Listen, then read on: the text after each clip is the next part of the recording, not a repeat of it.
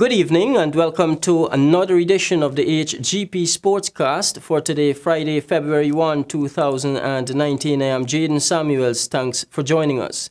We'll start with some cricket news. At Stumps, on the second day, the Caribbean side has reached 272 for the loss of 6 wickets, a lead of 85 runs going into day 3. The Englishmen were made to toil in their 90 overs while the hosts kept the lead building. So far, Stuart Broad had gotten 3 wickets for 42 runs and Moeen Ali 2 for 54. Despite failing to convert good starts into big scores, the middle order is being held together by Darren Bravo, who finished the day unbeaten on 33 of 165 deliveries, remains solid, and with him is captain Jason Holder on 19. Craig Braffett fell one shy of a half century. He made 49, Shai Hope 44, and John Campbell 47. Shimron Hetmeyer made 21. West Indies will be looking to extend their lead going into the third day's play.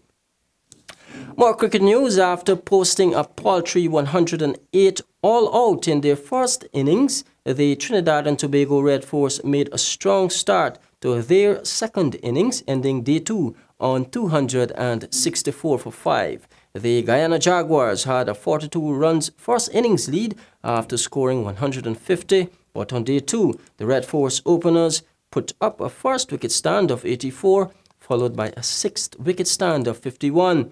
And at Stumps, Imran Khan and Jason Mohammed had amassed a partnership of 83 before the umpires called it a day. The Red Force now have a lead of 222 with 5 wickets still standing.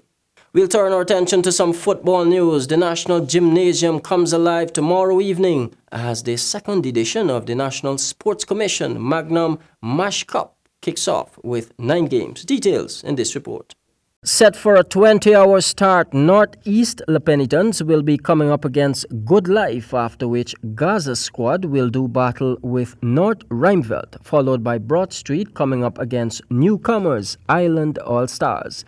In the fourth match, Showstoppers will engage Old School Ballers, after which Leopold Street takes on Ansamakal, followed by Agricola competing against All Boys Town, while Future Stars play Hustlers. The feature encounter will bring together Mocha and Sparta Boss. Speaking at the media briefing on Friday, Director of Sport Christopher Jones pledged the Sport Ministry's full support of the tournament. We did make a commitment to them then that once they continue this program, the National Sports Commission will lend support, because we recognize the teams and the various players from the various communities that will be participating in this tournament, and we know in many of the communities that they are being drawn from, challenges are there with them. So we want to essentially take the opportunity to reiterate to them that regardless of where you reside or your community that you're from, is that we recognize your potential as it relates to sports, and that's why we will continue to lend support to the event. Also present at the briefing, coach of the defending champions Ben Street, Troy Lambert, boasted of his charges readiness for the tournament's $600,000 first prize. On behalf of Ben Street, I just want to tell you we don't really scare nobody. We just want to play real stay football. The stronger the team is better for you. You understand? If we find a team soft, we might go out like a daisy color and end up getting beaten this sort of thing. So, as Mr. Christopher Jones said, Leopold, this is the team we want to catch, this is the team we want to meet. But just look out for Ben Street, we coming for defend, we take to becoming strong. Same squad, no inclusion, same settlement. You understand? We out training hard, so we coming for defend the title. We coming looking for the 600 strong. You know, Mr. Jones said that we got challenge in the community, so this one the challenge we get that we really need the 600. So we coming looking for it. In addition, organizer of the tournament, Sun Sports Eason Griffith, has called on the general public to support the event. Entrance fee to the gymnasium will be $500. Jaden Samuels, Hgp Sport. Boxing news. Boxers from Berbice, Linden, the Interior and Region 4 are set to participate in the Guyana Boxing Association first competition for 2019 from February 1. It's an under-16 competition being held at the 6 Headlow's Gym. Last year, the association ran off 12 under-16 competitions, and this year, they are hoping to better that.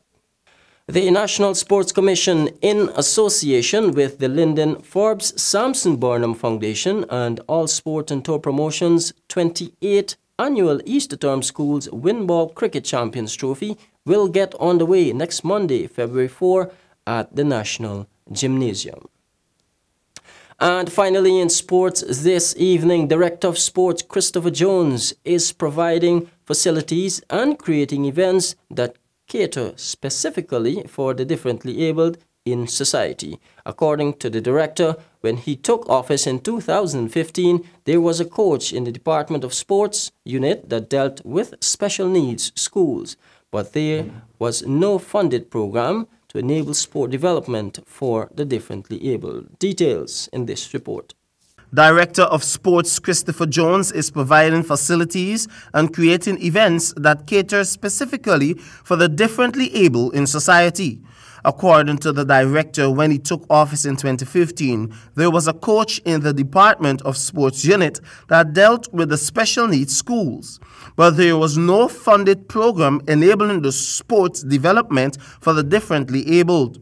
This program sees us bringing the special needs schools from regions 2, 6, 10, 5, Georgetown, and parts of region 4. Normally, it would have been one-day event. Last year, we were able to host 3 days of events for them. That program will continue.